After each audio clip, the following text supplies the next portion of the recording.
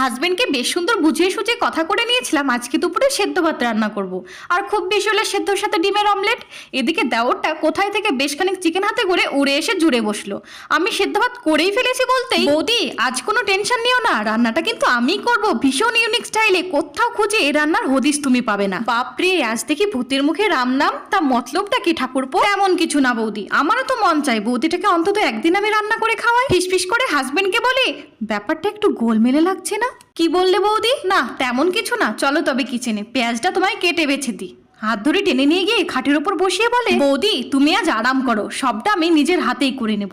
শুয়ে থেকে চোখটা একটু এঁটে এসেছিল, খানিকক্ষণ পর কিচেনে গিয়ে দেখি সে কি ঠাকুরপো উধাও, আর চিকেনও।